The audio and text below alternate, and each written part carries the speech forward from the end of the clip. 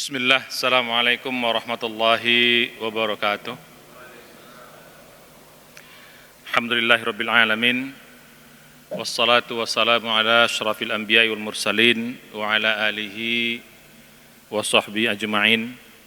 Asyhadu an la ilaha illallah wahdahu la syarikalah wa asyhadu anna Muhammadan abduhu wa rasuluhu la nabiyya ba'dah.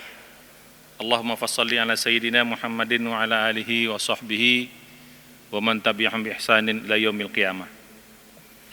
Bapak sekalian, ibu-ibu, jamaah salat subuh rahimakumullah. Tentunya senantiasa kita memanjatkan puji syukur kita kepada Allah Subhanahu wa taala. Sampai pagi ini kita masih diberikan kenikmatan iman, kenikmatan Islam yang merupakan kenikmatan yang paling berharga. Yang dengan nikmat iman Islam ini kita bisa bahagia selamat di dunia dan juga bisa bahagia selamat di akhirat. Mudah-mudahan kita selalu diberikan oleh Allah nikmat iman Islam ini hingga akhir hayat kita. Mudah-mudahan kita semua nanti dipanggil dalam keadaan husnul khatimah. Amin ya rabbal alamin. Kita juga bersyukur telah diberikan kesehatan, umur yang panjang, dan juga kesempatan bisa hadir di majelis yang mulia ini. Mudah-mudahan kita juga selalu diberi kesehatan, disampaikan umur kita nanti Ramadan ini dalam keadaan sehat walafiat. Allahumma barik lana fi sya'bana wa balighna Ramadan. Mudah-mudahan Ramadan kali ini kita bisa lebih baik dari tahun-tahun sebelumnya, dan setiap Ramadan datang adalah Ramadan terbaik yang ada dalam kehidupan kita. Salawat serta salam marilah kita sampaikan kepada junjungan kita semua Nabi besar Muhammad sallallahu alaihi wasallam, dan juga kepada keluarga beliau, para sahabatnya, dan umat yang istiqomah di sunnah beliau hingga hari kiamat. Mudah-mudahan kita bisa tetap istiqomah di sunnah Nabi. Mudah-mudahan di hari kiamat kita bisa mendapat syafaat dari beliau, dan kita bisa berkumpul di surganya Allah serta keluarga dan orang yang kita cintai. Amin ya rabbal alamin.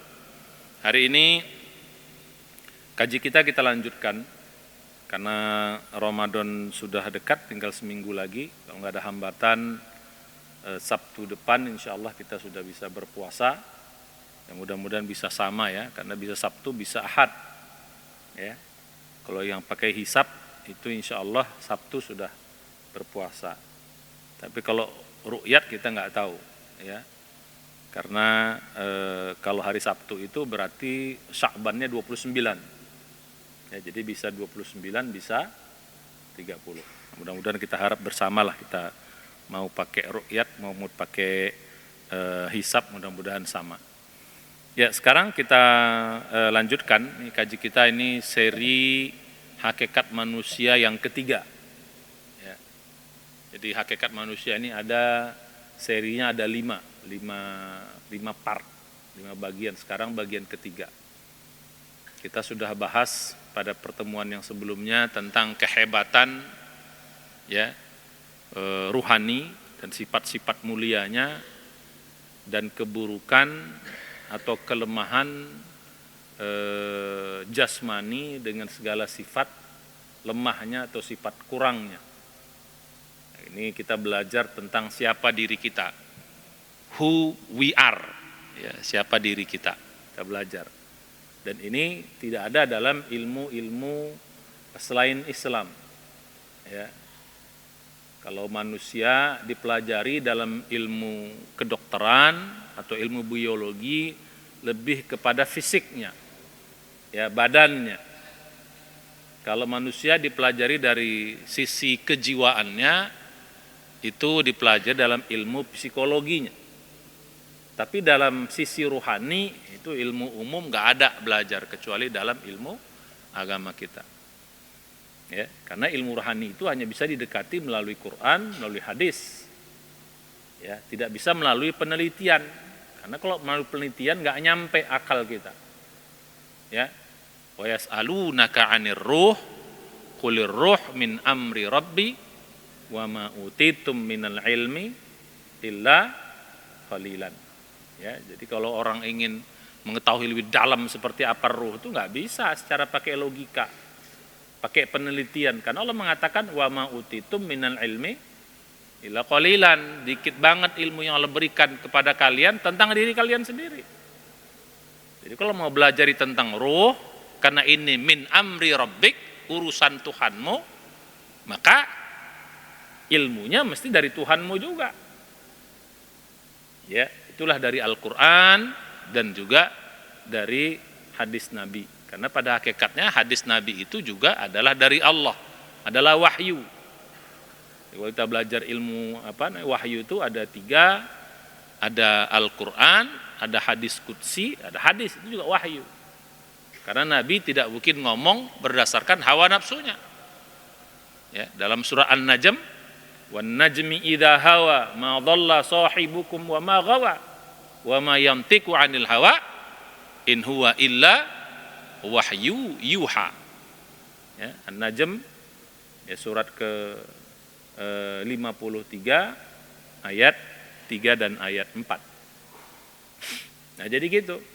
Nah, adapun kejiwaan yang dibahas dalam ilmu psikologi itu lebih pada kejiwaan yang bersifat fisik, yang bisa diteliti, ya, yang bisa empirik lah bahasa kita, yang logiknya bisa dapat gitu, ya, logik manusianya. Tapi kalau ruh tidak bisa, mesti berdasarkan Quran, mesti berdasarkan wahyu yang disampaikan Nabi.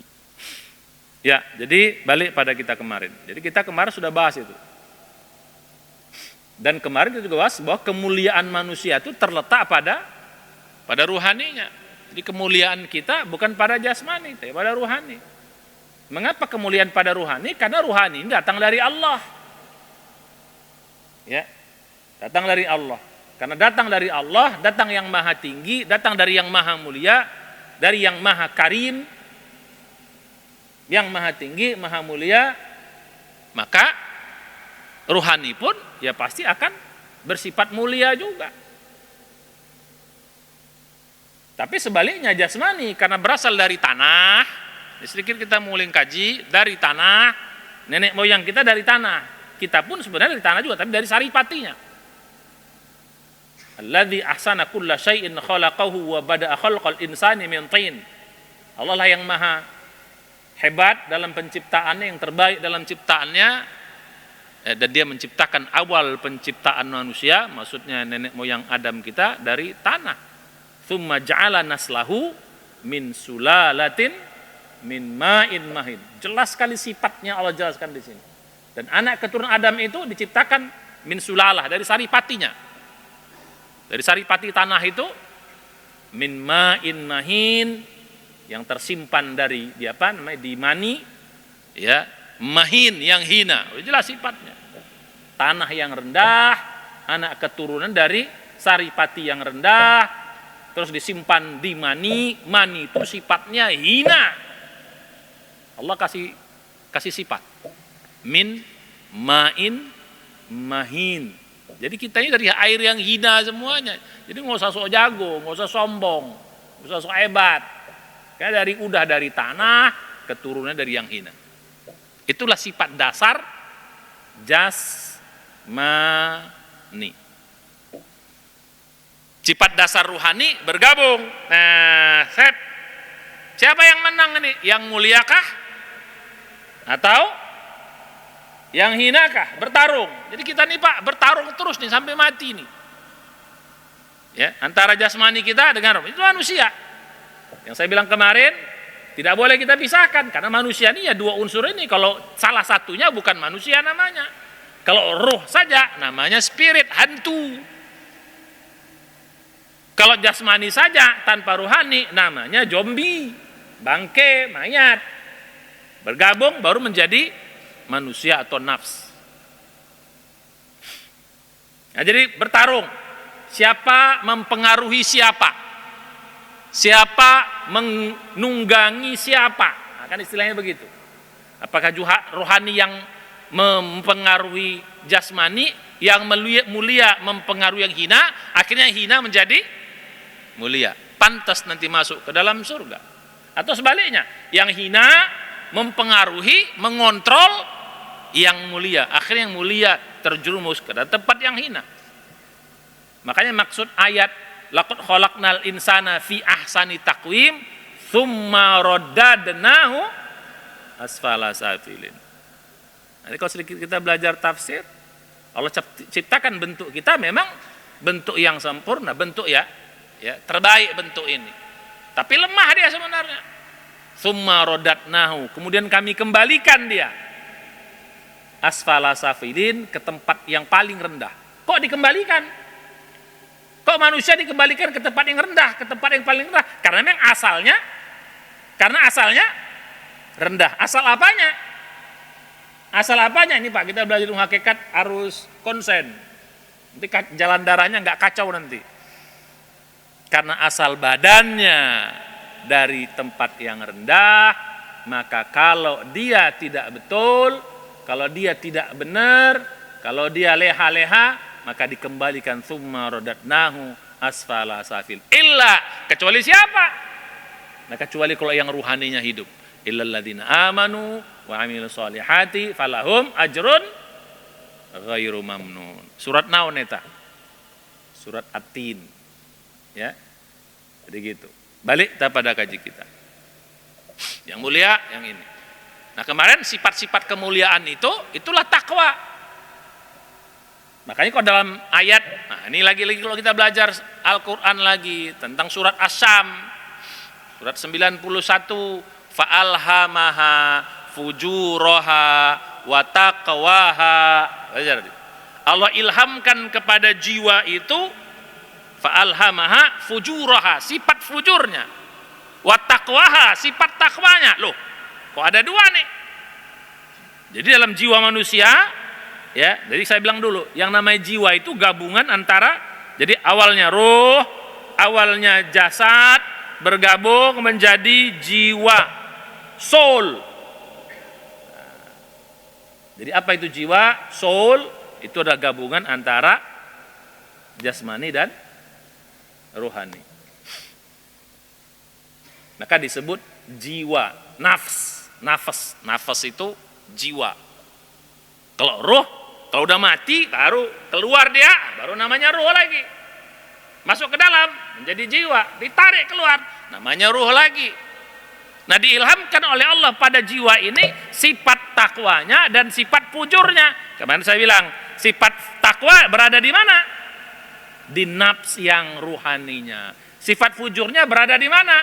Di nafs sifat jasmaninya. Itulah hawa nafsu. Nah, jadi hawa nafsu letaknya di badan, Pak. Di badan nih. Makanya hawa nafsu itu semakin lemah badannya, pasti nafsunya makin lemah. Betul atau betul? Betul atau betul? Makanya orang sakit pasti nggak ada kepengen macam-macam lagi tuh, Pak. Kenapa? Badannya sudah lemah banget. Nggak mungkin orang sakit masih pengen makan, masih pengen jalan-jalan, nggak ada tuh, ya ada semakin lemah. Makanya kata Nabi, makanya nafsu itu paling takut sama mati. Karena begitu mati, nafsu itu langsung habis. Makanya dia paling takut nafsu itu sama mati. Makanya dia mengatakan, manusia itu tidak akan pernah puas hawa nafsunya, dikasih satu emas, satu lembah itu isinya emas semua, nggak akan puas. Dikasih 2 pun nggak akan puas. Dikasih 3 pun, dikasih 10 nggak akan juga puas. Kapan puasnya? Kalau mulutnya sudah disumpal sama tanah, artinya matinya. Kan nafsu itu paling takut sama mati. Jadi kalau kita ini takut mati, itu berarti nafsunya masih dominan.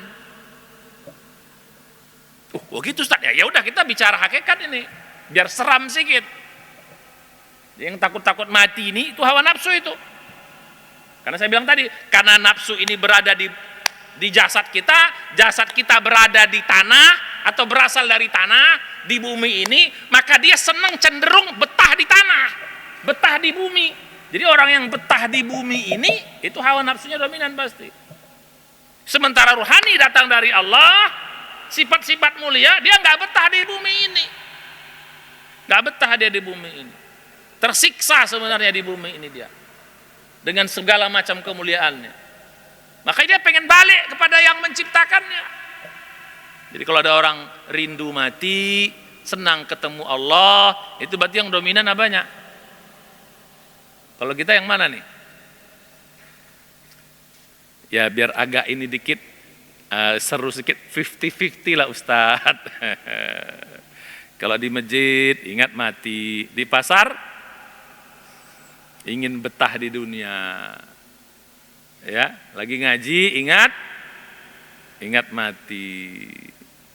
Kalau di pasar, di jalan-jalan, kalau lagi kongko-kongko orang ramai ingat pengen hidup selama-lamanya. Jadi orang yang pengen hidup selama-lamanya, pantas kan saya bilang waktu belajar dahulu, ya orang yang betah di bumi, maka ketika dia mati Allah gak terima dia. Udah, karena kau betah di bumi ya ruhnya pun dicampakkan lagi ke bumi. Harusnya kan ruh itu kembali dulu ke Allah, Pak. Semua ruh. Jadi setiap orang mati kembali semua ruhnya dulu ke Allah. Lapor dulu. Jadi semua kita mati dicabut ruh kita, dibawa ke langit dulu semua. Set. Sudah, lapor dulu sama Allah. Yang ruhnya bagus, yang pengen ketemu Allah, ya, selalu ingat Allah, ibadahnya maksimal, maka Allah terima dia.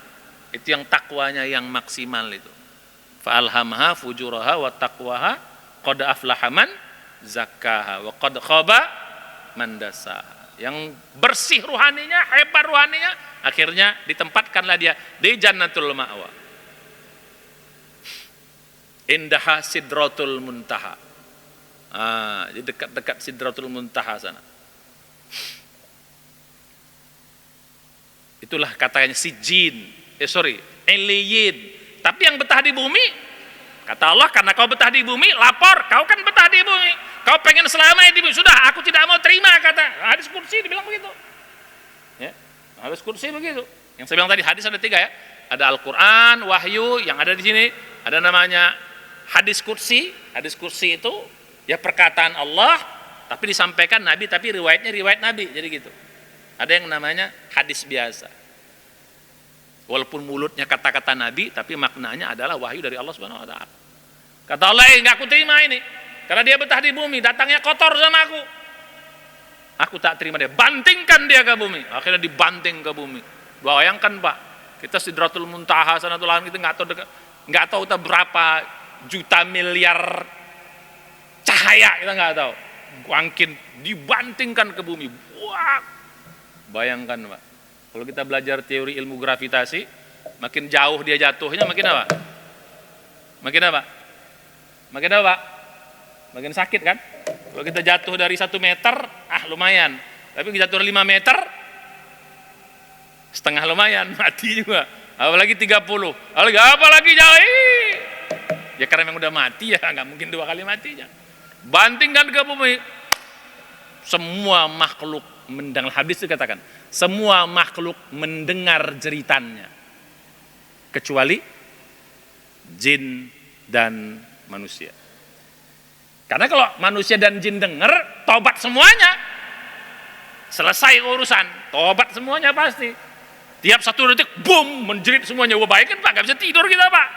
Kalau sempat tiap 1 detik ada orang mati, orang kafir, orang zalim dibantingkan, terus dengar, terus tiap detik ada menjerit-jerit kita dengar, nggak bisa tidur kita, tobat semuanya. Dihijab sama Allah, karena ini bagian dari ujian. Percaya nggak kalian, kata Allah. Jadi karena betah di bumi, dibenamkanlah ke bumi, makanya neraka itu simbolnya selalu di bumi ini, di lapis ke-7 di bawah sana. Itulah namanya, kok masih namanya dalam bentuk alam barzakh, namanya sijin. Kala inna kitabal fujari lafi sijin, kok di bawahnya kala innal kitabal abrori lafi illiyin. Balik pada kaji kita. Sedikit mengulang kaji. Ya, sekarang kita masuk kepada, jadi situlah kita. Jadi sifat takwa itu ada pada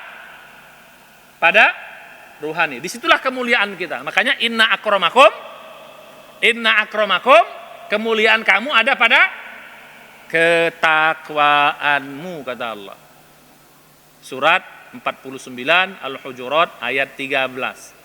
Dari mulai dari ya ayuhan nas, ya inna khalaqnakum min dzakarin wa untha wa ja'alnakum syu'uban wa qabaila lita'arafu inna akramakum indallahi atqakum innallaha alimun khabir. Nah, sekarang masuk kita dalam konteks kita. Kehebatan kita, biar dia hebat gimana? Dia ini pada hakikatnya hebat. Ruh tadi ini pada hakikatnya hebat. Takwa ada di sini, kemuliaan ada di sini. Jasmani pada hakikatnya lemah, pada hakikatnya hina, rendah. Nah sekarang Bagaimana ini biar dia makin kuat? Bagaimana ini jangan dominan? Nah, ini sini tergantung kepada kita. Makanya kalau mau dia kuat, ruhani ini penuhi kebutuhannya. Ini kita belajar hari ini. Penuhi kebutuhannya. Sama juga jasmani kalau mau kuat, penuhi juga kebutuhannya. Makanya orang yang suka makan, ya, yang bergizi lah, bukan makan yang sembarangan gitu. Ya, suka nge-gym, istirahat cukup, ya. Senang hiburan-hiburan, nah itu biasanya fisiknya sehat kuat. Betul. Yang senang olahraga, nah ini jangan olahraga, bulu tangkis dulu kita. Ternyata bulu tangkis itu Pak bukan olahraga katanya Pak. Game katanya, permainan. Oke, balik pula. Kenapa lari ke situ kita pula? Ya, jadi gitu. Jadi penuhi kebutuhannya. Jadi sekarang kalau kita dominan memenuhi kebutuhan jasmani, ya sudahlah, happy lah kita jasmani kita. Ya senang yang makan kuliner apa semua, pokoknya yang nggak apa-apa juga. Ya, asal jangan berlebihan. Maka saya bilang jangan berlebih-lebihan kata Allah. Karena ini bukan utama kita tuh di sini. Ya, kebutuhan jasmani itu jangan berlebih-lebihan kata Allah. Kulu washrabu, disuruh juga kita makan minum. Kulu washrabu wala tusrifu, jangan berlebih-lebihan. Surat 7 ayat 30. Al-A'raf. Kita disuruh makan, Pak. Karena kita ya manusia ya butuh makan. Kalau mati kita nanti. Bagaimana kita bisa ibadah?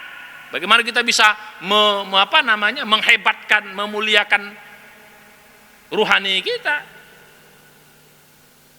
Jadi gitu. Jadi kalau mau ruhaninya makin hebat, ruhaninya makin kuat, maka harus apa? Penuhi kebutuhannya. Nah, hari ini kita belajar apa itu kebutuhan jasmani, apa itu kebutuhan ruhani. Kalau kebutuhan jasmani nggak usah saya ajarin, semua udah pada tahu dah. Karena kebutuhan ruhan jasmani ini jadi insting aja. Nggak orang tahu pasti nalurinya nyari. Orang makan nyari nggak Pak? Nyari nggak? Pasti nyari. Nalurinya pasti. Kalau lapar pasti apa? Cari makan. Kalau haus pasti cari minum. Kalau nggak pakai baju, kedinginan pasti cari baju. Kalau kehujanan pasti cari rumah biar bisa berteduh.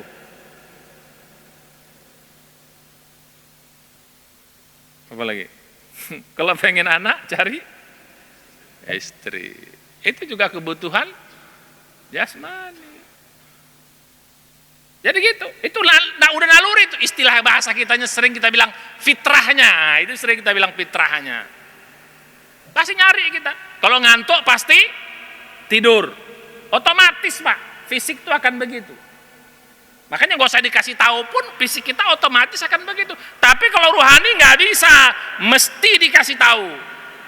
Nanti perbedaannya nanti kita bahas ya, tentang perbedaan kebutuhan jasmani, kemudian kita bahas perbedaan-perbedaannya. Kemarin juga sama, kita udah bahas apa itu kehebatan jasmani, kehebatan ruhani dengan segala sifat-sifat mulianya, apa keburukan jasmani dengan segala sifat kelemahannya.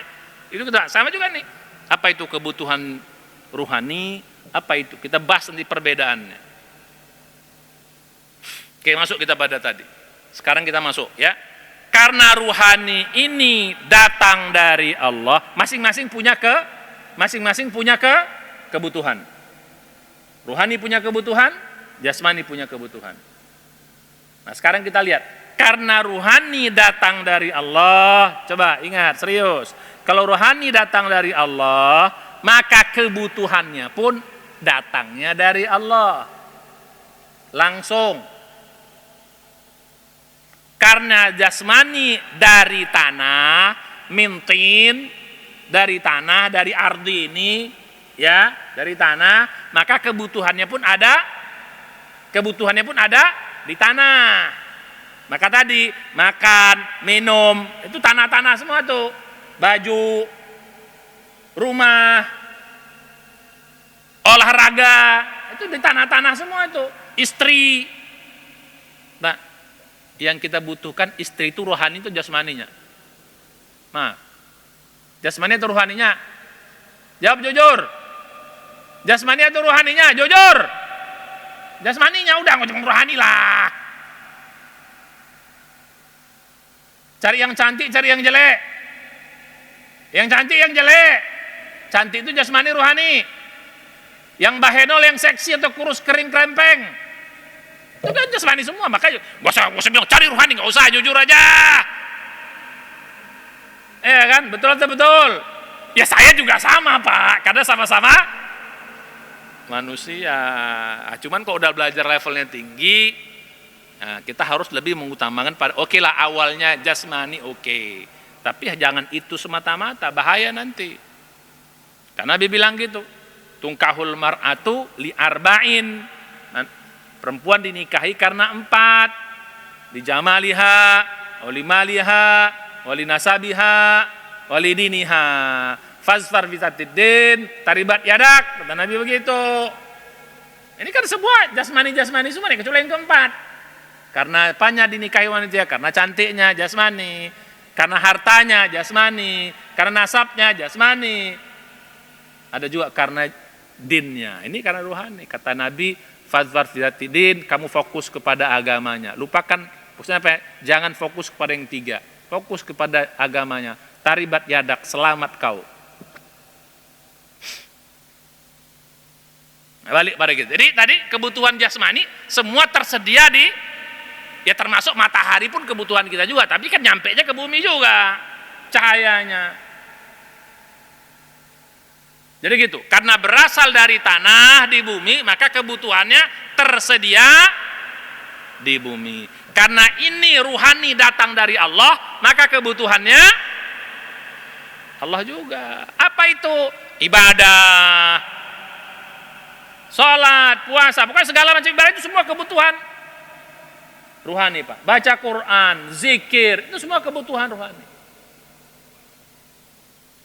Sedekah walaupun bentuknya fisik, tapi dalamnya sebenarnya itu kebutuhan ruhani. Asal ikhlas nanti, itu syaratnya begitu. Kalau nggak ikhlas, jadi jasmani juga dia. Ya, jadi karena datang dari Allah, kebutuhannya, karena datang dari bumi, maka kebutuhannya ada di bumi. Saya bilang lagi tadi Pak, kalau orang pengen kembali ke Allah, berarti yang dominan apa? Rohani. Kalau orang betah di bumi, berarti yang dominan apa? Allah. Adil nggak Pak? Kalau orang pengen betah di bumi, terus Allah benamkan terus di bumi, adil nggak itu? Ya adil dong. Kan kau pengen betah di bumi, kata Allah. Kan adil. Fair nggak Allah? Maka adil Allah. Karena kau betah di bumi, ya dibenamkan di bumi. Nah karena kamu tidak betah di bumi, pengennya ketemu aku, pengennya jumpa aku, ya aku janjikan di surga. Makanya pantas nih, nah, ingat kita kaji kita, manusia pertama kali diciptakan, sebenarnya kan kita dari tanah Pak, bahannya diambil di bumi. Diciptakan Nabi Adam tuh, kenapa ditaruh di surga? Dulu, padahal bahan penciptaannya tanah. Kenapa mesti wa idz qulna li Adam, wa qulna ya Adam. Ya, berkata kepada Allah kepada Adam. Ya, tinggallah di surga. Jadi, tinggallah kamu di surga bersama pasanganmu. Jadi gitu. Supaya apa? Menunjukkan bahwa surga ini tempat apa? Tempat ruhanimu sebenarnya, bukan tempat jasmanimu. Jadi jasmani kita ditaruh di bumi ini sebenarnya ujian saja. Ini makanya orang yang rindu di surga, rindu ketemu Allah, rindu akhirat, itu berarti yang dominan ruhaninya. Pantas Allah adil, karena kau rindu sama aku, rindu tempat kembalimu, maka dikembalikan kemana? Ke surga, kan pantas. Balik pada kaji kita. Ya, kebutuhan. Nah sekarang pertanyaannya, mana yang kita dominankan? Makanya orang yang memaksimalkan kebutuhan ruhaninya disebut orang takwa. Karena kan memang kemuliaan ada di situ. Nah, balik kita pada kaji kita. Jadi Ramadan ini intinya apa? Coba kita belajar ilmu hakikat Pak. Ramadan itu intinya apa? La'allakum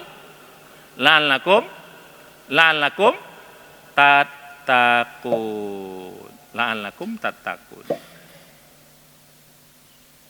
Takwa ruhani. Jadi kalau gitu Inti dari Ramadan supaya apa? Sifat takwa kita dominan. Sifat ruhani asli itu dominan. Makanya dikembangkan di sini. Jadi bahasa kita belajar siapa orang takwa itu? Orang takwa itu adalah orang yang ruhaninya sudah mengalahkan jasmaninya. Ini belajar muhakikat. Ya. Apa orang takwa? Apa orang takwa, Pak? Orang yang ruhaninya dengan sifat kemuliaannya mengalahkan jasmaninya. Saya bilang tadi, hawa nafsu berada di mana? Hawa nafsu berada di mana? Di jasmani. Inilah yang ditaklukkan sama ruhani tadi. Siapa orang takwa? Orang takwa adalah ruhani yang sudah bisa mengendalikan hawa badannya, mengalihkan hawa nafsunya, fisiknya. Makanya pantas dia mulia. La'allakum. Makanya di Ramadan ini yang dimaksudkan apa? Kebutuhan ruhani. Ini tadi salah satu, Pak, sifat jasmani itu. Ruhani itu kan mulia, penuhi kebutuhan. Kalau jasmani, jangan banyak-banyak, penuhin. Makanya Ramadan ini yang namanya jasmani kurangi betul kebutuhannya. Supaya apa? Supaya ngangkat ruhanimu. Supaya ruhanimu mudah dia menaklukkan jasmanimu. Makanya kalau di Ramadan ini, Pak, ini balik kita pada kaji Ramadan. Nah, kan udah dekat lagi. Kalau kita tetap mendominasi atau memenuhi kebutuhan jasmani berlebihan, kebutuhan ruhaninya nanti akan terhambat. Gak dapat dia. Makan masih banyak, tidur masih banyak, apa lagi? Happy masih banyak, apa lagi? Hubungan suami istri masih banyak juga. Nggak apa-apa, boleh, Pak. Cuman kan kalau kita belajar yang lebih top lagi, 10 malam terakhir tidak boleh ada hubungan suami istri. Begitu. Awalnya, Pak, ini sedikit kita belajar ini ya, biar pada tahu ya. Awalnya, Pak, hubungan suami istri itu haram selama Ramadan. 30 hari, 30 malam. Haram, gak boleh. Sama seperti siangnya haram hubungan suami istri, malamnya pun haram hubungan. Begitu, Pak. Siang Ramadan haram, Pak. Siapa yang hubungan suami istri di siang Ramadan, ya, dengan alasan apapun, gak ada istilah alasan darurat, walaupun dia misalnya, bersafar kan boleh buka makan, tapi tetap tidak boleh hubungan suami istri. Ya, itu hukumannya, Pak, bebaskan budak. Ya, bebaskan budak. Itu yang pertama. Kalau tak bisa, puasa 2 bulan berturut-turut, syahraini mutatabi'aini. Kalau tak bisa juga, memberi makan 60 orang miskin. Hukumannya, Pak, jadi cuma sepukul doang, tapi berapa? Cuman sepukul, Pak. Nah, pertanyaan kalau tiap hari gimana? 2 hari, 3 kali berapa itu? Jadi hati-hati. Jadi awalnya hubungan suami istri siangnya haram, malamnya pun haram. Aduh, sahabat awalnya sih mungkin ngetes terlalu lama nggak kuat, Pak. Nggak kuat. Ada yang nyelonong malam-malam. Tapi maha baiknya Allah, dimaafkan sama Allah. Makanya turun ayat. Ya, kalau puasa itu, Pak, ayatnya ada 4. Atau sebenarnya 3. Ya. 183 Al-Baqarah, 184, 185, 186, 187. 4 sebenarnya. Yang 186 ini kaitan dengan doa, walaupun tiada hubungan. Tapi sebenarnya yang betul-betul ada puasanya 1, 2, 3, 4 ini. 183, 184, 185, 187. Ya ayyuhalladzina amanu kutiba alaikumus syiyam ayyaman ma'dudat syahrul ramadhana. Itu kaitan puasa semua tuh. Ya, ini kaitan dengan doa. Wa idza sa'alaka ibadi. Kalau yang 187 ini kaitan bolehnya hubungan suami istri. Awalnya haram. Makanya 187 itu bunyi awal-awalnya uhilla lakum lailatas syiyami arrafathu ila nisaikum hunna libasul lakum wa antum libasul lahun. Apa bunyi? Uhilla lakum. Dihalalkan bagi kamu di malam Ramadan arrafathu ila nisaikum, hubungan suami istri dengan istrimu. Coba, kalau ada kata-kata dihalalkan bagi kamu, sekarang telah dihalalkan bagi kamu. Berarti sebelumnya haram. Makanya ayatnya berturut, Pak. Itu ayatnya belakangan datangnya, udah nggak kuat dulu, baru dihalalkan. Lihat ayat lanjutannya.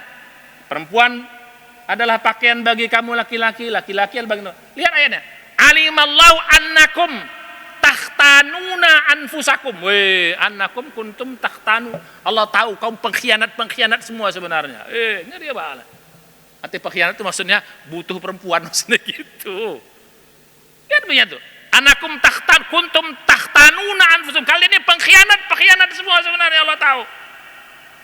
Ini kan bahasa kasarnya, Pak. Maksudnya pengkhianat itu artinya, Pak, ya nggak kuat kalian itu sebenarnya. Makanya fataba alaikum, Allah ampunkan kalian. Wa'afa ankum, Allah maafkan kalian. Fal'ana basyiruhunna, maka malam ini mainkan, kata Allah. Ayatnya. Wabtahu ma kataballahu lakum. Udah cari apa yang Allah tetapkan yang enak-enak itu, mainkan. Tapi ingat, 10 hari terakhir lanjutannya. Setelah itu banyak. Wala taqrabuhunna wa antum akifuna fil masajid. Tapi setelah 10 malam terakhir, jangan kau dekati istrimu. Wa antum akifuna fil masajid, saat kau sedang itikaf di masjid. Jadi makna ayatnya 2. Makna pertama, 10 hari terakhir kau tuh itikaf, walaupun hukumnya sunat, tidak wajib. Tapi itu sangat diperintahkan. Tidak ada satu amalan, kita balik kepada pelajaran Ramadan dulu, karena kaitan mau Ramadan ini. Ya biar semua di sini harus latihan itikaf, Pak.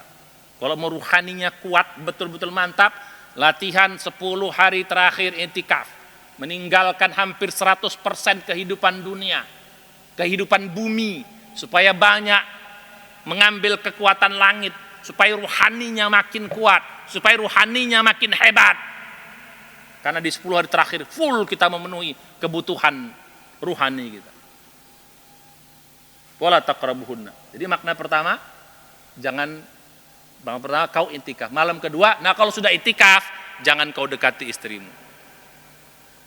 Jangan sampai ayatnya dipakai, ya itu kan yang nggak boleh dekat istri kan orang-orang itikaf doang. Jangan gitu, Pak. Terbalik mikirnya. Artinya kau jangan dekati istri karena kau harusnya itikaf. Makanya kalau kita belajar sedikit ilmu dalam, yang mau dapat Lailatul Qadar, jangan coba-coba sentuh istrinya malam-malam 10 terakhir. Lailatul Qadar ini salah tuh ya. Syarat untuk dapat Lailatul Qadar tidak hubungan suami istri. Kalau hubungan istri nggak dapat Lailatul Qadar. Ustadz gimana? Ya bunyi ayatnya salah satunya, Pak. Karena Lailatul Qadar datang di mana, Pak? Datang di malam 10 hari terakhir. Jadi yang dapat tuh orang-orang yang ruhaninya dominan. Maaf ya, ini bahasa seluruhnya. Kalau dapat Lailatul Qadar, nilainya sama dengan 1000 bulan. Jadi kalau kita sholat malam di situ, sholat malamnya lebih baik dari 1000 bulan. Apalagi di situ. Kalau kita di situ baca Quran lebih baik dari 1000 bulan. Kalau kita sedekahnya. Kalau lagi gituan, lebih baik dari pahala 1000 bulan gituan gitu loh. Catatan gitu, bener.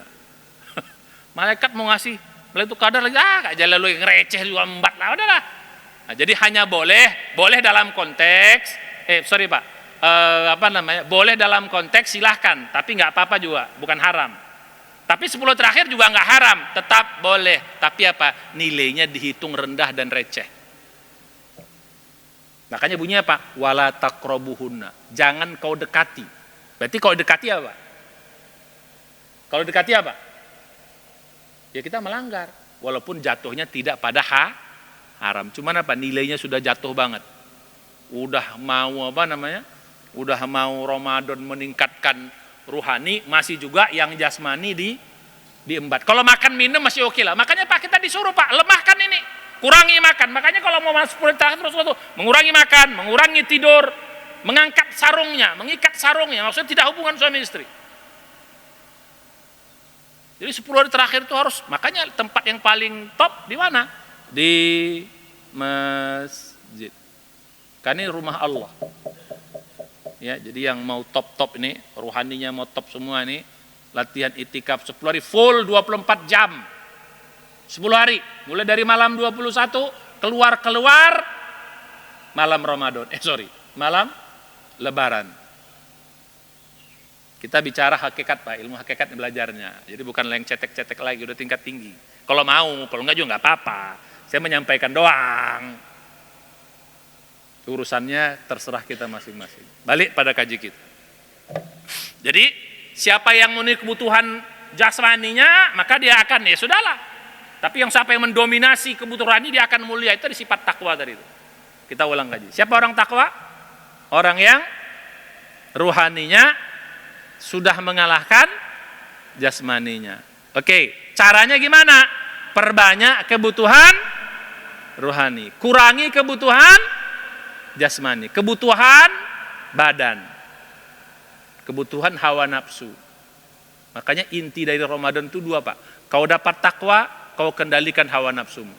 Tidak mungkin kau dapat takwa kalau tidak kau kuasai hawa nafsumu. Jadi orang yang masih hawa nafsunya berkuasa nggak bisa dapat takwa. Nah, kalau kita Ramadan ini sedikit kita ulang kaji, mari. Ya, mulai kurangi makan. Jadi kalaupun buka puasa jangan banyak-banyak lah. Ini kadang-kadang betul puasanya dari subuh sampai maghrib. Begitu buka puasa, rohaninya sudah bagus-bagus, dikasih makan, tapi begitu buka puasa, jasmaninya dipenuhin. Waduh, ini nggak dapat hikmahnya ini. Walaupun tidak batal, tapi nggak dapat hikmahnya. Kurangi tidur. Makanya kita apa Pak? Tidurnya kurang, kenapa? Ada sholat malam, ada sholat tarawih, kurangin. Malam kita kurangin. Karena tidur itu kan kebutuhan apa? Kebutuhan jasmani. As-sholatu khairun. As-sholatu khairun. Coba bahasa kitanya nih sedikit. Bapak-bapak, apa makna as-sholatu khairun minan naum? Sholat lebih baik daripada tidur. Kita balikkan dalam ilmu hakikat ini. Apa? Sholat itu kebutuhan rohani. Jasmani itu kebutuhan. Tidur itu kebutuhan. Nah, kalau balik dalam ilmu apa nih? As-sholatu khairun minan naum. Memenuhi kebutuhan rohani lebih baik daripada tuh. Nah, itu belajar ilmu hakikatnya gitu. Apa as-sholatu khairun minan naum? Sholat lebih baik daripada tidur. Sholat kebutuhan rohani, tidur kebutuhan. Jadi kalau kita maksud pada ayat ini sebenarnya hadis juga ya tentang as-sholat ini kita baca setiap azan, berarti artinya apa? Sholat kebutuhan ruhani lebih baik dari kebutuhan jasmani. Nah itu makanya logik kan. Maka bangun malam, kurangi tidur, terus perbanyak. Ya, 2. Ya, 1 tadi apa? Perbanyak ini, kurangi. Nah sekarang karakteristiknya gimana? Kebutuhan jasmani ini, karakteristiknya.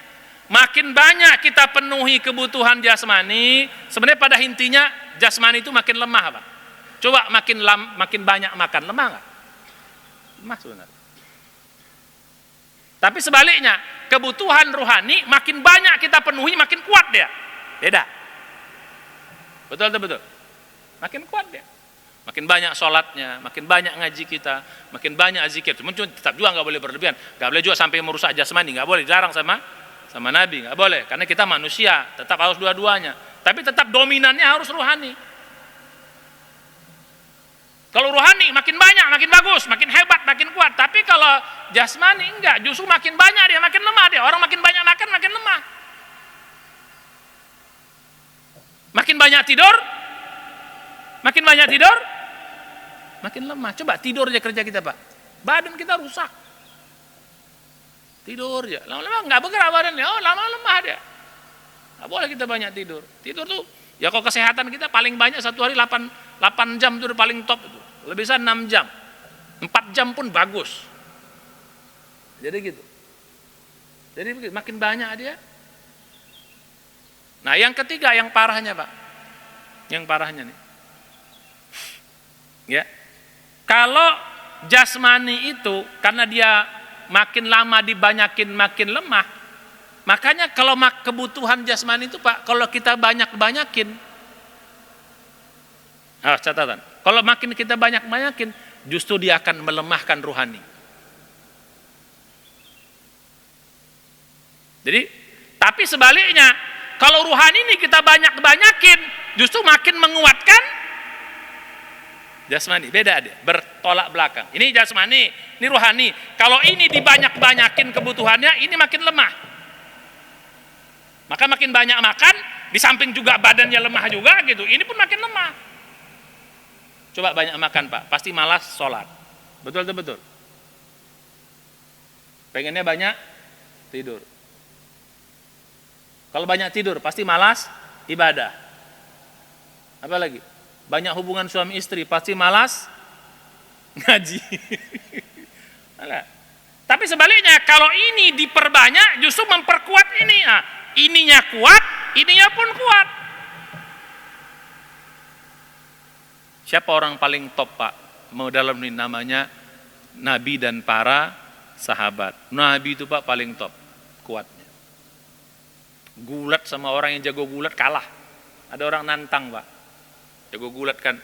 Kalau kau bisa ngalahkan ku gulat, aku masuk Islam. Dia nantang Nabi. Nabi memang orangnya enggak keker gimana ya, seimbang. Gulat kalah Pak. Karena Nabi itu apa? Kekuatannya 40 kali kekuatan laki-laki. Kenapa? Ruhaninya hebat. Sahabat-sahabat itu mengapa perang 1:10 Pak? Kekuatan sahabat yang normal itu, yang ini, kecuali yang lemah ya, itu 1:10 orang kafir. Nanti makanya lihat dalam surat ke Al-Anfal itu. Jadi 1 laki-laki atau 10 laki-laki mengalahkan 100 orang apa namanya? Orang kafir. 100 kita mengalahkan 1000 orang kafir.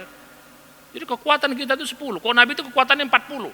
Kenapa? Itu kekuatan ruhani semua, Pak. Coba lihat. Ya, surat Al-Anfal. Itu orang yang ruhaninya hebat tuh 1:10 dia kekuatannya. Coba lihat. Akhir-akhir Al-Anfal tuh. 60 berapa tuh? Surat Al-Anfal, surat ke-8. Ya. Nah, ini. Ayat 65.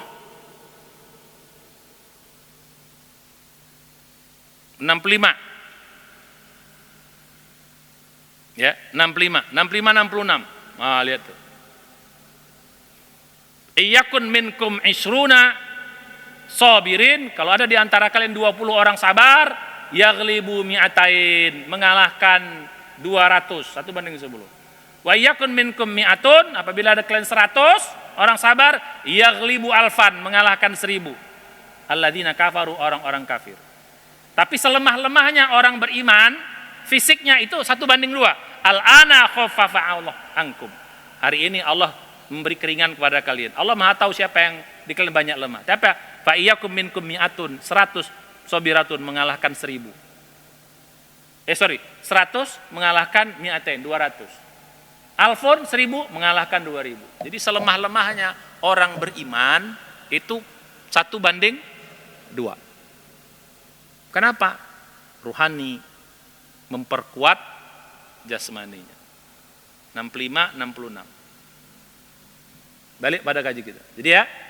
Jadi siapa yang memperbanyak kebutuhan jasmani, di samping jasmaninya makin lemah, ruhaninya pun tambah lemah.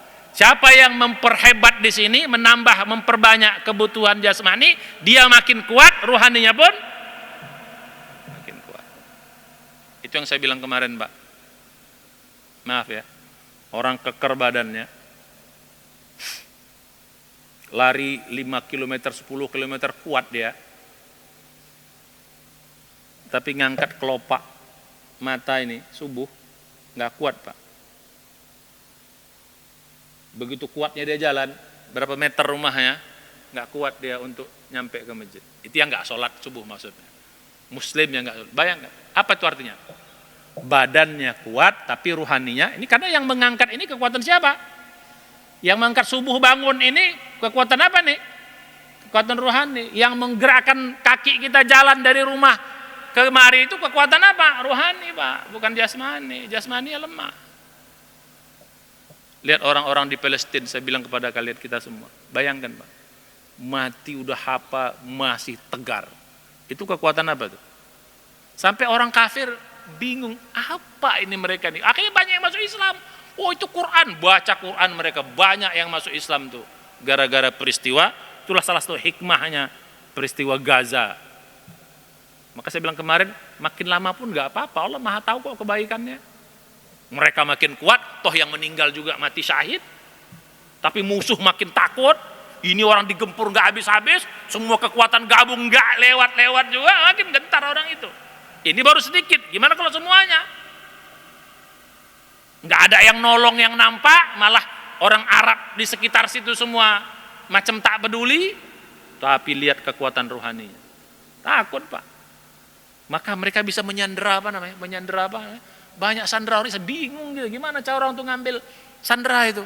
Dan di mana disimpannya? Emang nggak tahu kita di mana disimpannya? Nggak dapat dicari orang itu. Bayangkan Gaza itu kan nggak banyak, seberapa sih Gaza itu? Mungkin dengan kota Bogor ini masih menang kota Bogor, jangan-jangan. Tapi bayangin Pak, dahsyat. Itu kekuatan apa? Dibalik pada kita. Jadi kalau mau mulia apa? Perbanyak kebutuhan rohani. Persedikit kebutuhan rohani. Terakhir. Nah sekarang bagaimana cara biar rohani ini hebat? Tapi memperbanyak itu kan bagaimana cara memperbanyaknya? Ustadz, saya udah banyak juga sholat, saya udah banyak ngaji, saya udah banyak puasa, tapi kenapa badan saya masih lemah juga? Contoh, maaf, kalau kita sholat malam 2 jam, pagi ngantuk nggak? Jujur, ngantuk nggak? Ngantuk. Sahabat dulu sholat malam 3 jam, 4 jam, paginya ngantuk nggak? Enggak. Kenapa? Apa bedanya? Coba kita renungkan. Logikanya kan harusnya sama Pak. Mereka sholat malam, malah lebih banyak mereka. Karena mereka apa? Bisa kadang-kadang itu, kan bisa. Sholatnya apa? Min sulusai laili. Inna rabbaka ya'lamu annaka taqumu. Ya, adana min sulusai laili. 2/3 malam mereka sholat. Au nisfahu atau setengah malam. Wa sulusu atau sepertiganya. Wa ta'ifatum minal ladzina ma'ak. Dan orang-orang yang bersama kamu wahai Muhammad. Jadi mereka 2/3 malam ada yang tidur, ada yang sholat. Ada yang sholatnya setengah malam, ada yang sholatnya sepertiga malam. Tapi paginya masih seger Pak. Itu sholat al-muzammil. Kita kalau malamnya, paginya teler. Bedanya apa? Karena kita ibadahnya masih banyak mengandalkan jasmani. Kalau mereka ibadah mengandalkan rohani, maka rohaninya kuat. Maka kita jadi ngantuk paginya. Kalau mereka malamnya bagaikan rahib, siangnya bagaikan singa. Kalau kita malamnya bagaikan rahib, siangnya bagai singa juga, tapi singa yang leyeh-leyeh. Terus singa yang leyeh-leyeh, singa ngantuk. Nah ini saya bilang tadi, jadi supaya itu harus kita perbaiki Pak. Selama ini ibadah kita, ya memang ibadah ini kebutuhan rohani. Tapi kenapa kita lakukan banyak, kok jasmani kita nggak terpengaruh, nggak banyak pengaruhnya? Karena apa kita? Kebutuhannya belum tepat. Oke, bagaimana caranya? 3. Ya, biar dia pas. Ya, istilah saya, makannya harus makan berkualitas. Sama Pak, biar badan kita sehat, makannya harus makan yang berkualitas. Jangan banyaknya doang. Jangan nasi 2 bakul, nggak banyak gunanya. Jangan makin kita gemuk, ya agak gemuk juga itu nih. Ya, harus berkualitas makannya.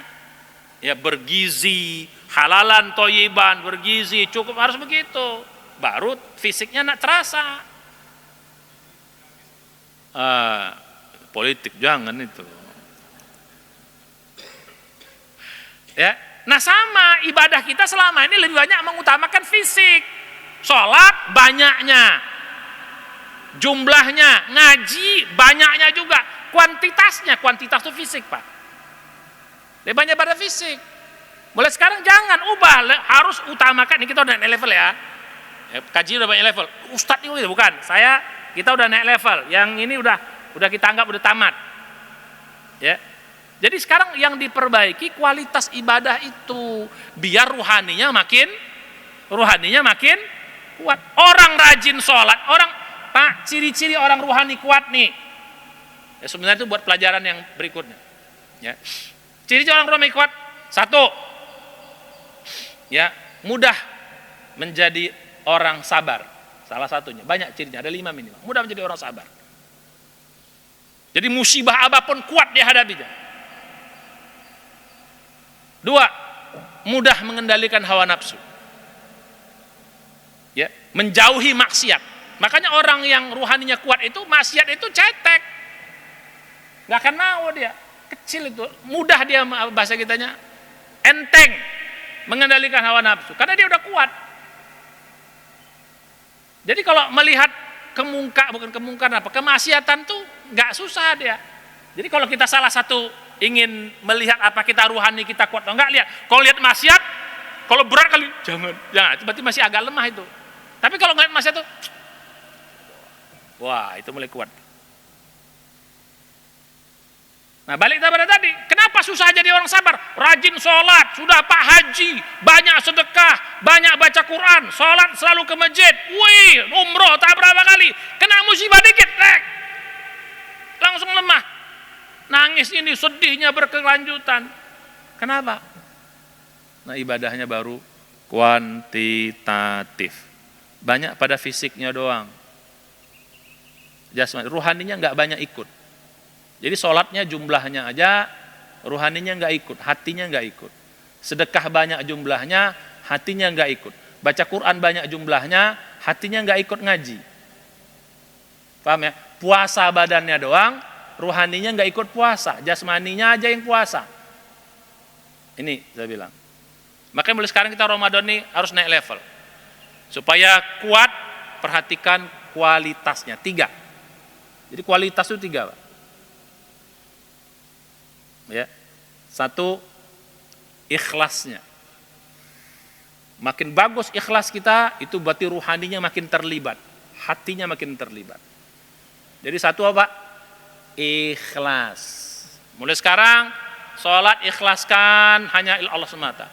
Begitu juga puasa, begitu juga sedekah, begitu juga baca Quran. 1. Yang kedua, libatkan hati. Jadi sholatnya harus khusyuk, pakai hati. Sholat yang khusyuk itu pakai hati. Puasa, yang puasa bukan badan doang, hati harus ikut puasa. Baca Quran, jangan mulutnya doang yang baca Quran, hati harus ikut. Kalau istilah bahasa kita, Pak, hati ikut tuh semacam ininya konsen. Konsen. Paham konsen? Fokus. Nah, di Bapak ini saya ini contohnya nih ngaji nih. Alhamdulillah sudah datang ikhlas. Alhamdulillah. Apakah manfaat? Lumayan. Tapi belum banyak manfaat. Yang kedua konsen. Setiap ucapan Ustadz cerna. Oh ini. Kalau saya ngomong, Bapak udah ikhlas, Bapak gak konsen, main HP, pura-pura dengar, golek-golek, aja begitu, enggak dapat itu. Itu berarti apa? Badannya doang yang ngaji, ruhaninya nggak ngaji. Mohon maaf. Nggak sama, sholat juga gitu. Sholat manfaat, udah ikhlas, alhamdulillah. Habis itu konsen sholat. Gerakan tuh sadar semua. Istilah konsen tuh bahasa Arabnya sekitarnya sadar. Soder, sadarnya ikut, hatinya ikut. Setiap gerakan dia sadar. Ngaji, setiap bacaan ini, mana tadi ya? Nggak sadar. Ciri-ciri orang nggak sadar, orang sholat, lagi sholat kan, ini 2 atau 3 ya? 3 atau 4, itu nggak sadar itu. Nah, ciri-ciri ngaji yang nggak sadar, pulang sana, Ustadz ngomong apa? Ngomong apa tadi ya? Nah, itu nggak sadar itu. Ya, jadi gitu. Yang ketiga, pahami dan hayati ibadah itu. Maknanya. Puasa, yang hati ikut, udah ikhlas, terus badannya puasa, hatinya puasa, Sadar terus, oh ya aku puasa. Orang puasa apa? Begitu nengok gambar, oh aku puasa. Begitu mau ngomong nggak benar, oh aku puasa. Jadi gitu. Begitu ingin melakukan yang nggak benar, langsung oh ya aku puasa. Jadi itu namanya orang sadar. Yang ketiga, memahami dan menghayati. Jadi bapak ini udah bagus nih, konsen, tapi nggak paham. Ustadz ngomong apa ya? Makanya saya di sini ceramah bahasa Indonesia, nggak mau bahasa Arab. Kalau saya bahasa Arab, bapak nggak ngerti, saya susah ngomongnya ya, karena bukan orang Arab. Ya, jadi yang ketiga apa? Faham dan menghayati. Coba setiap ucapan saya dipahami. Oh, Ustaz. Apalagi tambah dihayati. Tak baru dapat. Baru rohaninya kena. Tak. Ternyata, ya Allah. Masuk itu dah. Ibadah juga gitu, Pak. Ngaji, Bapak fokus tadi, sudah ikhlas ngajinya awalnya, tengahnya fokus, terus berusaha memahami. Makanya pakai terjemahan kalau belum paham bahasa Arab. Syukur-syukur kalau bahasa Arab. Ya Allah, terus dihayati. Ya Allah kayak gini. Baru masuk terus dia. Itu hatinya langsung kena. Itu rohaninya langsung ikut. 3. Apa saja itu pertama? Ikhlas. Ini pintu pertama. Kedua, sadar. Atau fokus, atau konsen. Semua ibadah apa? Sholat harus fokus, sadar. Semua gerakan sadar. Bacaan yang dibaca sadar. Puasa gitu juga, sadar. Zikir juga, jangan zikir. Apa? Ya harus sadar, jangan badannya goyang-goyang, tapi dia zikir juga, hatinya zikir. Ingat Allah. Ya, yang ketiga apa tadi? Pahami dan hayati, apalagi saya menghayati. Zikir dihayati, astagfirullah, astagfirullah, astagfirullah. Subhanallah, subhanallah, subhanallah. Hayati. Lain pukulannya, beda. Ngaji juga gitu, hayati. Kalau nggak paham, baca terjemah. Pelan-pelan dihayati maknanya. Sholat juga gitu. Sambil paham, hayati terus. Wih, baru tak masuk ruhaninya. Semua, Pak. Sedekah juga gitu. Ya, sadar, sedekah jangan main lempar nggak sadar. Oh ya, aku sedekah ini cari doa Allah, dengan sedekah ini akan diampuni dosa, dan sedekah ini. Oh, coba dihayati sedekah. Lain, Pak, sedekah itu, Pak. Jadi kalau kita udah bisa masuk gini, Pak, setan nggak bisa masuk. Ikhlasnya nggak bisa masuk karena kita sadar setan nggak bisa masuk karena kita sadar. Yang bikin setan masuk gara-gara apa? Kita nggak sadar, nggak sadar pikiran kemana? Udah itu jadi kita kacau, setan masuk, tur dia tiupin. Yang ketiga pahami dan hayati. Begitu masuk kita, nggak bisa setan goda. Oh hebat kali kok ya, orang kau sedekah paling banyak. Kita kan paham, ini sedekah enggak kok. Kita akan terbentengi gitu loh, Pak. Itu. Nah, jadi selama ini mengapa ibadah kita ini udah betul bagus makannya, tapi makannya nggak berkualitas. Udah bagus sholatnya, maka udah ke masjid, udah banyak, udah bagus. Tapi apa? Karena nggak berkualitas, akhirnya nggak dampaknya ke dalam ruhani nggak banyak. Saya bilang tadi, tetap juga kalau kena musibah nggak sabar, tetap juga masih bikin maksiat, tetap masih bisa menzalimi orang lain, tetap sombong, nggak tawadu, tetap masih cinta dunia. Orang kalau udah ruhani kuat, Pak, dia cintanya akhirat, Pak. Dunia ini udah enteng sama dia ini. Hilang dunia itu kecil banget. Nah, sementara kita orang yang tanda petik secara fisik udah rajin tadi. Berarti apa? Ibadahnya belum berkualitas. Berarti ibadahnya tidak melibatkan ruhani atau hati, maka libatkan dia. Ini Ramadan ini kita mainkan. Harus lebih baik sekarang, Pak. Kalau kemarin Ramadannya masih banyak fisiknya, karena sekarang udah belajar ilmu hakikat, sekarang Ramadannya lebih berkualitas. Libatkan hati, masukin ruhaninya.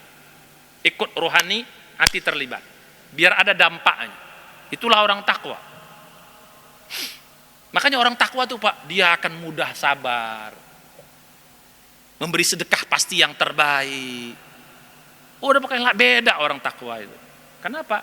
Udah berkualitas semuanya. Saya bilang tadi ya, kalau yang datang ikhlas kemari, terus fokus, faham apa kata Ustadz, dihayati, lihat pulangnya, beda nanti. Ada powernya. Insya Allah. Mudah-mudahan. Ini contoh yang paling mudah. Nah, Malik, kalau itu. Ya supaya ibadah kita ini ruhaninya menjadi mantap, maka libatkan dia. Jadi apa ya? Pertama tadi apa?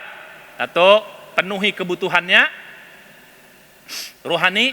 Yang kedua, kurangi kebutuhan jasmani, puasa ini, supaya hawa nafsu kita nggak meledak-ledak lagi. Jadi hiburan-hiburan kurangi. Makan minuman yang enak-enak kurangi, tapi tetap bergizi. Apalagi jet-jet ini masuk iuran kurangi. Apalagi tidur kurangi. Yang kedua, yang ketiga apa? Ibadahnya berkualitas. Supaya apa? Supaya ruhaninya powerful. Insya Allah. Kalau udah gitu Pak, lain. Makanya pertemuan berikutnya kita bahas adalah penyakit ruhani dan penyakit jasmani. Atau bahasa kitanya, ciri-ciri orang. Jadi kan, ciri-ciri orang yang ruhaninya sehat, kuat itu seperti apa? Termasuk juga bagaimana orang yang ruhaninya sakit. Nah, kita bahas nanti Pak. Penyakit-penyakit ruhani dan penyakit-penyakit jasmani. Nanti kita bahas nanti. Ruhani yang sehat, ruhani yang kuat, ruhani yang hebat. Atau sebaliknya juga, ruhani yang lemah, ruhani yang sakit, bahkan ada ruhani yang mati. Orang kafir itu ruhaninya mati. Orang zalim itu ruhaninya hidup tapi sakit berat. Nah, jadi gitu. Ya, jadi makanya orang kafir itu sering dilambangkan Allah seperti apa? Satu seperti orang mati, satu seperti binatang. Karena nggak ada ruhaninya. Jadi gitu. Di dalam Al-Qur'an, orang ruhaninya mati itu dilambangkan apa? Seperti orang apa? Orang kafir atau seperti binatang. Jadi orang kafir itu dianggap seperti orang mati. Nah, ini kita bahas nih pada pertemuan berikutnya. Apa judulnya? Tapi kayaknya udah nggak bisa karena bulan depan kita sudah masuk itikaf. Insya Allah saya itikaf di tempat lain. Ya berarti kita lanjutkan nanti setelah kecuali kalau nanti materi yang saya jadwal saya itu mau lanjutan ini. Karena nanti materi apa sih? Habis zuhur atau apa waktu itu? Yang ini ya. Nanti kita lihat. Saya kira demikian. Wallahu a'lam bishawab. Pertanyaan. Kalau ngaji sama saya harus bertanya. Biar apa namanya? Biar nampak. Ini paham nggak sebenarnya dikasih? Gimana? Ada?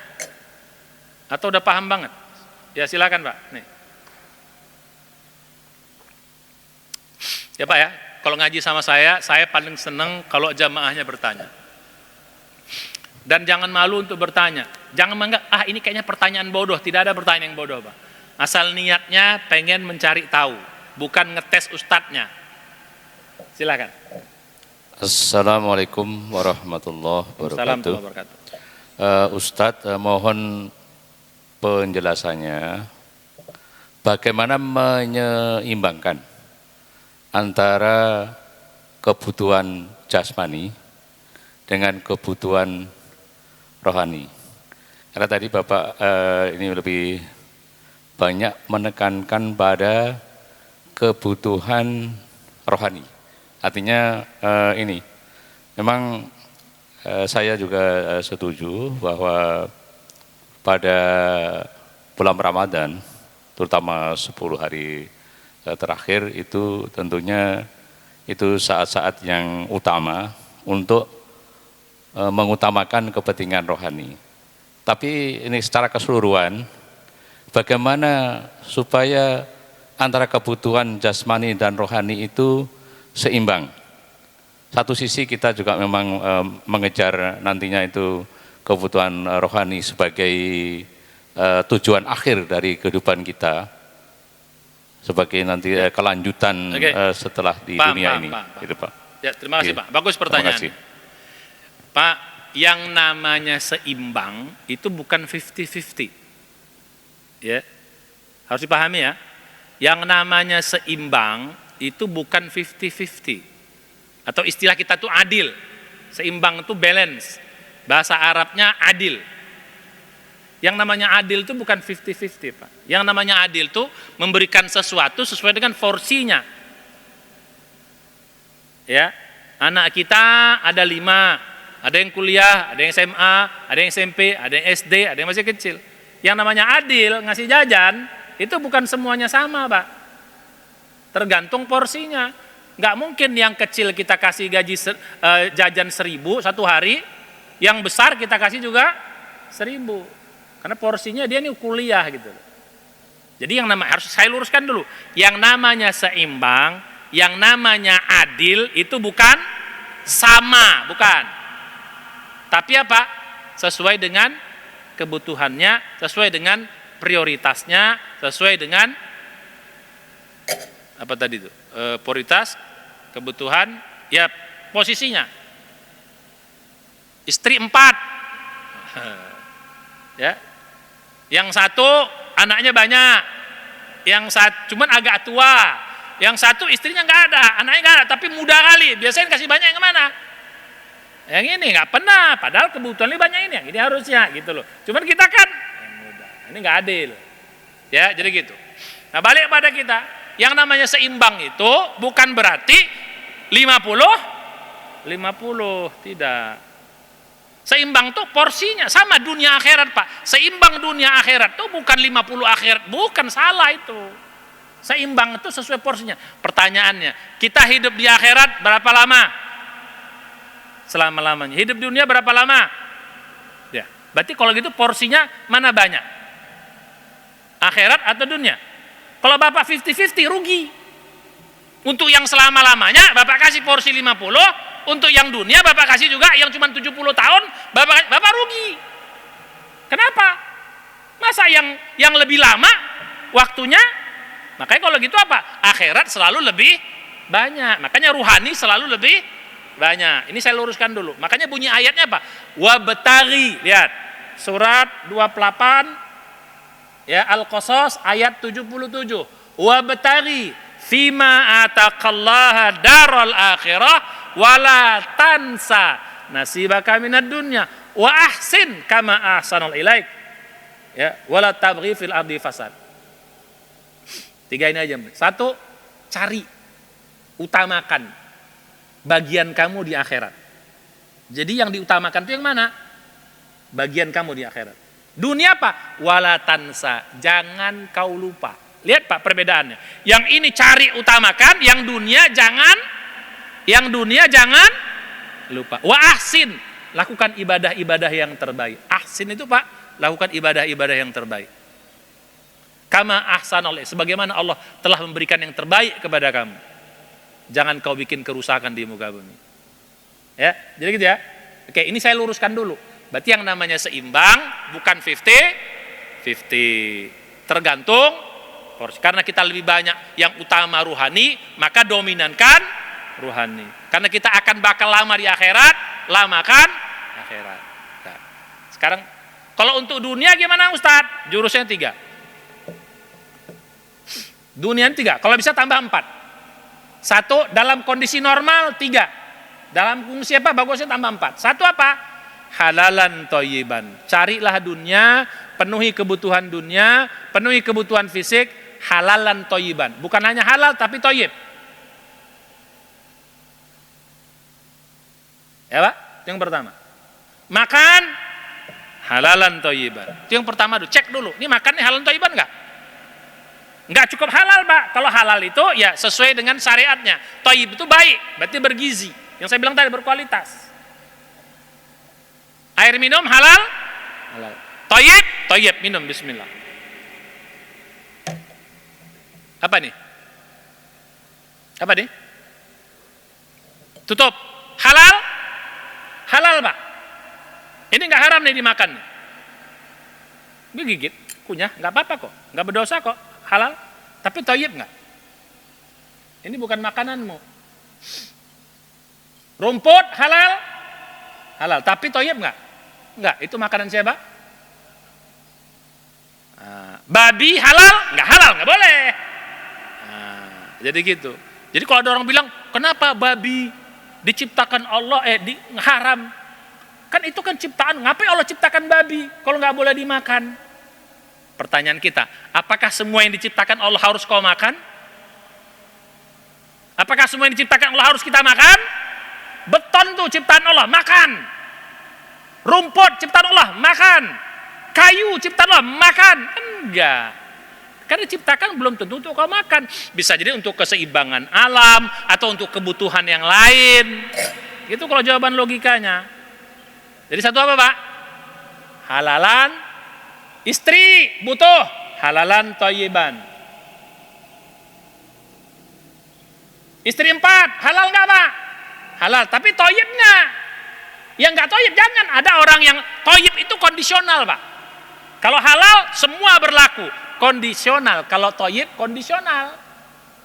Gula halal, tapi thayyib nggak? Tidak thayyib bagi orang yang sakit gula. Jadi thayyib itu kondisional. Istri 4 halal, halal selama nikah, nggak gelap-gelapan. Tapi 4 gimana? Thayyib nggak? Belum tentu. Kalau istri yang pertama bisa gosok terus nggak thayyib, jangan. Tapi kalau istri yang pertama mangga, Bang, itu thayyib, mainkan. Tapi kalau dia bikin rusuh, anak di ini, ini berarti belum bisa, jangan. Nih, saya halal tapi belum thayyib, nanti. Nah, ini sedikit lah ya. Jadi yang dunia ini apa? Kebutuhannya satu, halal. Tahu kedua, halal. Yang kedua apa? Wala tusrifu, jangan berlebih-lebihan. Jangan berlebihan. Makan udah halal thayyib, tapi jangan berlebihan. Minum halal thayyib, jangan berlebihan. Apa lagi? Ya, itu yang kedua. Jadi halal kedua apa? Yang ketiga ikut aturan Allah. Ya, ikut aturan Allah. Halal, oke? Thayyib, nggak berlebihan. Ketiga ikut aturan Allah sunnah Nabi. Apa? Minum tangan kanan, berduduk. Jadi ikut aturan Allah, ikut sunnah Nabi. Ya, jadi halal saja sudah cukup bagus, harus ditambah thayyib. Yang kedua jangan, ketiga apa? Ikut aturan Allah. Apa aja. Menikah juga gitu. Ya tadi saya bilang tadi 4. Kalau nggak bisa ya 1 sajalah. Karena mungkin 1 halal dan juga thayyib. 2 jangan-jangan nggak thayyib. Yang ketiga tadi ikut aturan Allah. Jadi jangan-jangan, Pak, jangan-jangan minimal 3 ini. Oke. Jualan halal? Halal. Ini lebih tinggi yang ketiga nih, Pak. Oke, jualan halal. Thayyib yang dijual barang yang bagus. Jangan berlebih-lebihan dalam jualan. Jangan akhirnya jualan ya apanya, waktu habis di situ. Tapi juga ingat aturan Allah yang ketiga. Begitu azan, tinggalkan dagang. Apalagi hari Jumat. Jadi ikut Pak aturan sunnah Nabi. 3 ini minimal kita jaga. Dunia. Apa tadi? Halalan thayyiban. Yang kedua, yang ketiga menggunakannya, mencarinya, apa namanya? Ikut aturan Allah. Ikut sunnah Nabi. Nah, yang paling top kalau mau yang keempat. Ya. Kalau tadi ini jangan berlebihan, kalau bisa ini persedikit untuk memaksimalkan ibadah. Ini kalau udah mau naik level ya, terutama di Ramadan yang persedikit yang 3 tadi ini apa? Untuk memperbanyak ibadah. Tapi ini khusus Ramadan lah, oke. Di luar Ramadan 3 ini. Tambah Ramadan tambah 4, persedikit. Makan bukan hanya jangan berlebihan, kalau bisa sedikit. Untuk ibadah di switch menjadi ibadah. Tidur bukan hanya thayyib tapi juga persedikit agar bisa menambah ibadah. Nah, jadi gitu. Dagang bagus, tapi 10 hari terakhir tutup. Wih, cakep. Untuk menambah dekat dengan Allah. Tapi Ustaz, rezeki gimana? Nanti Allah kasih rezeki. Kecuali yang hari ini kerja, hari ini makan, lain. Itu wajib. Tukang beca yang hari ini dia kerja, hari ini dia makan. Itulah itu wajib. Hanya malam saja boleh, jangan. Jadi ini bagi orang-orang yang Ustadz kerjakan wajib. Kerja itu tidak wajib. sedikit ya, maaf, kita belajar ilmu hakikat. Kerja yang wajib kalau dia nggak kerja, keluarganya nggak makan. Kalau dia nggak kerja, keluarganya masih makan, dia masih hidup biasa, itu kerjanya udah nggak wajib lagi, Pak. Paham ya? Hati-hati ya. Jadi kerja hanya wajib bagi orang yang keluarganya kalau dia nggak kerja dia mati atau nggak makan. Hartanya udah banyak, Pak. Dia leha-leha aja, udah punya dia. Masa dia harus kerja lagi? Bagus, ibadah dong, perbanyak. Kalaupun dia kerja, niatnya untuk ibadah lagi, bukan untuk apa?